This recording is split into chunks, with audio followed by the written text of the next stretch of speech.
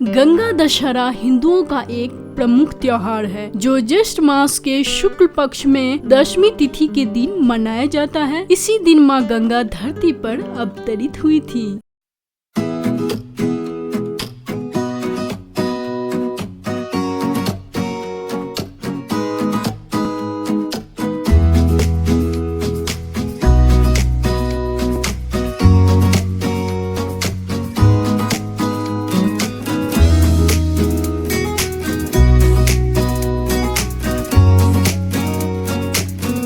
Hello friends, welcome back to my channel Archana Jha Chaudhary's blog. Guys, आज इस video में आप जानेंगे कि 2023 में किस दिन गंगा दशहरा मनाई जा रही है। गंगा दशहरा क्यों मनाई जाती है, इसे मनाने की पौराणिक मान्यता क्या है, यह दिन गंगा दशहरा के नाम से क्यों जाना जाता है, इसे मनाने से क्या क्या फायदे हो सकते हैं।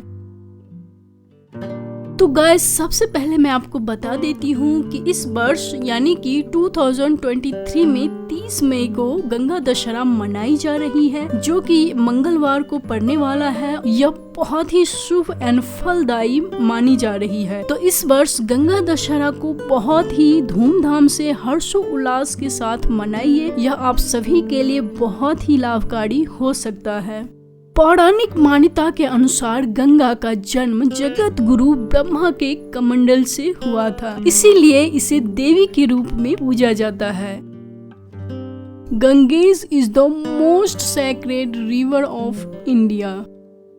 यहीं कुछ और मान्यताओं के अनुसार माने तो गंगा पर्वतराज हिमालय और उनकी पत्नी मीना की पुत्री थी। मीना भगवान शिव की पत्नी पार्वती की बहन थी। वाल्मीकि रामायण, महाभारत, भागवत पुराण, वायु पुराण, विष्णु पुराण, हरवंश पुराण और ब्रह्मवैवर्त पुराण जैसे धर्म ग्रंथों में गंगा की पृथ्वी पर अवतरण का जिक्र मिलता है। यह इक्ष्वाकु वंश की इतिहास है। इन्हीं वंश के संतान राजा भागीरथी, श्री रामचंद्र जी और राजा हरिश्चंद्र रहे हैं।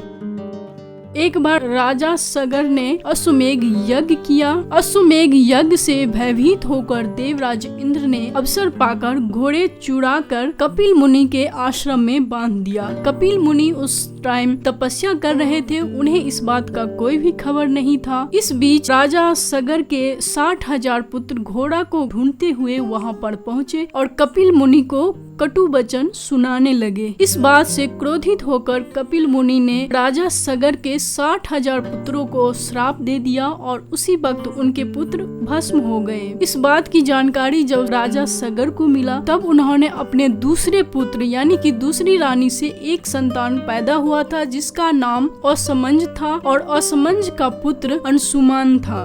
अंशुमान से राजा सगर ने कहा कि पुत्र, तुम्हारे 60,000 दादा कपिल मुनि के श्राप से भस्म हो गए हैं और हमारे अश्वमेघ यज्ञ का घोड़ा उन्हीं के आश्रम में बंधा हुआ है। तो पुत्र, तुम जाओ और वहां से अपने अश्व को छुड़ा कर ले आओ। राजा अंशुमान वहां पर पहुंचे, अपने प्रार्थना एवं मृदु व्यवहार से कपिल मुनि को प्रसन्न कर लिया। कपिल मुनि से उन्होंने प्रार्थना करके कहा कि हे मुनिवर, हमें अपने 60,000 पूर्वजों को मुक्ति देने के लिए कोई उपाय बताइए। तब उस वक्त कपिल मुनि ने कहा कि पुत्र, तुम्हारे पूर्वजों की मुक्ति केवल माँ गंगा के पवित्र स्पर्श से ही हो सकता है।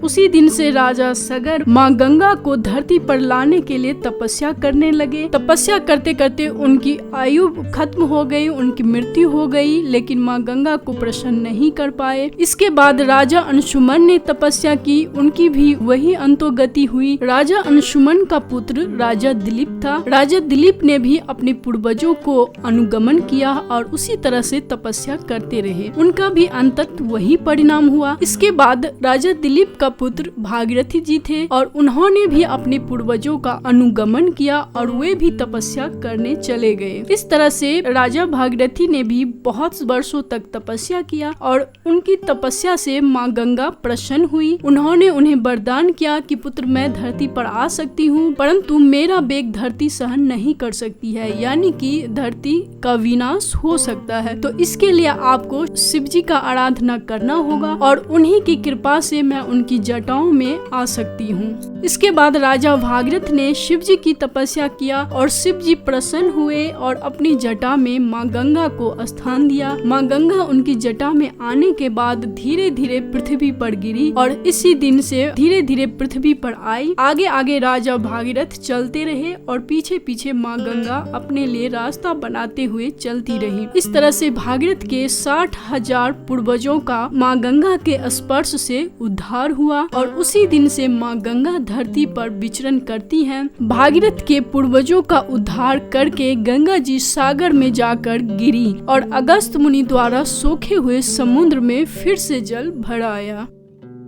तो माँ गंगा की धरती पर आने की यही इतिहास है। इस दिन से माँ गंगा ने राजा भागीरथी जी के 60,000 पूर्वजों का उद्धार किया। उसी दिन से माता ने आशीर्वाद दिया था, जो भी व्यक्ति मेरे जल में स्नान करेगा उनका कल्याण होगा, उनके सभी पापों का नाश होगा और उन्हें मुक्ति मिलेगी। गंगा जी 10वीं तिथि को धरती पर आई थी, इसीलिए इस दिन को गंगा दशहरा के नाम से जाना जाता है। और ऐसी मान्यता है कि इस दिन यानी कि गंगा दशहरा पर स्नान करने से 10 तरह के पापों से मुक्ति मिल सकती है। यानी कि हर व्यक्ति के लिए, सभी के लिए गंगा दशहरा वाले दिन गंगा जी में स्नान करना, अगर आप गंगा जी में नहीं कर सकते हैं तो किसी भी तालाब, नदी, पोखर में कर सकते हैं या फिर अपने घर में ही बकेट में गंगा जल डालकर स्नान करने से बहुत सारे पापों से मुक्ति मिलती है और काफी पुण्य फल प्राप्त होता है। तो दोस्तों, आप सभी को गंगा दशहरा की हार्दिक बधाई। आप सभी गंगा जी में स्नान कीजिए, माँ गंगा से प्रार्थना कीजिए और अपने परिवार के लिए, अपने पूर्वजों के मुक्ति के लिए माँ गंगा से प्रार्थना कीजिए। दोस्तों, अगर आपको यह वीडियो अच्छी लगी हो, समझ में आई हो तो इसे लाइक शेयर जरूर कीजिए, फ्रेंड्स एंड फैमिली तक जरूर पहुँचाइए। दोस्तों, यह दिन ज्येष्ठ मास के शुक्ल पक्ष में 10वीं तिथि को मनाई जाती है। तो इस टाइम गर्मी बहुत ज्यादा होती है, यानी कि लोगों को प्यास बहुत लगती है, गला बहुत सूखती है। तो ऐसे में ठंडा पानी पिलाना, शरबत पिलाना बहुत ही फलदायी मानी जाती है। इसमें पानी और घड़ा का दान करना भी बहुत ही फलदायी मानी जाती है। तो फ्रेंड्स, मैं इस वीडियो को यहीं एंड कर रही हूँ। अगर आपको यह वीडियो अच्छी लगी हो, समझ में आई हो, कुछ इन्फॉर्मेटिव लगी हो तो इसे लाइक शेयर जरूर कीजिएगा, फ्रेंड्स एंड फैमिली तक जरूर पहुँचाइएगा। और अगर चैनल को अभी तक सब्सक्राइब नहीं किया है तो जल्दी सब्सक्राइब कर लीजिए, क्योंकि मैं ला रही हूँ एक से एक लेटेस्ट वीडियो। फिर मिलती हूँ एक नई वीडियो के साथ, तब तक के लिए बाय बाय।